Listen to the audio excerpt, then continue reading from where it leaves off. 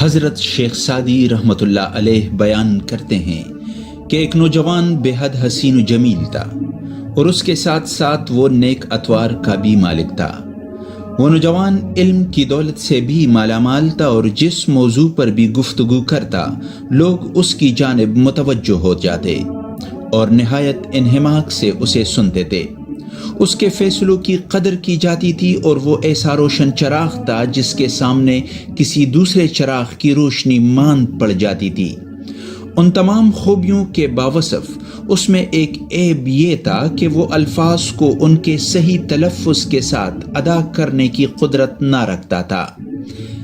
ایک روز ایک بزرگ کی محفل میں اس نوجوان کا ذکر ہوا تو حضرت شیخ سعدی فرماتے ہیں کہ میں نے اس نوجوان کی اس کمزوری کا ذکر کیا اور پھر اپنی رائے دیتے ہوئے کہا کہ میرے نزدیک اس کی گفتگو میں یہ نقص اس لیے بھی ہے کہ اس کے سامنے کے دانت صحیح نہیں ہے۔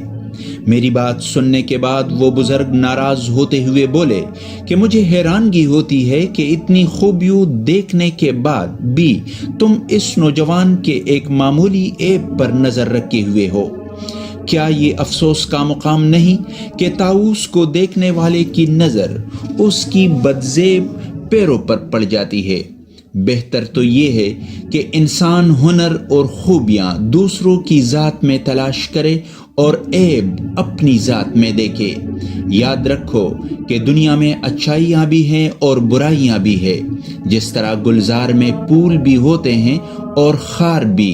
جس کا دل میلا ہو اسے ہر چیز میلی نظر آتی ہے، جس کا دل روشن ہو اسے ہر شے روشن نظر آتی ہے۔ اس واقعے کا نصیحت آموز پہلو یہ ہے کہ دوسروں کے عیب تلاش کرنے کی بجائے اپنے عیوب پر نظر دوڑاؤ اور انہیں دور کرنے کی کوشش کرو۔ دنیا میں نیکی اور برائی ساتھ ساتھ ہے، اور جس کا دل میلا ہوگا اسے ہر چیز میلی نظر آئے گی، جبکہ جس کا دل صاف اور اجلا ہوگا اسے ہر شے صاف اور اجلی دکھائی دے گی۔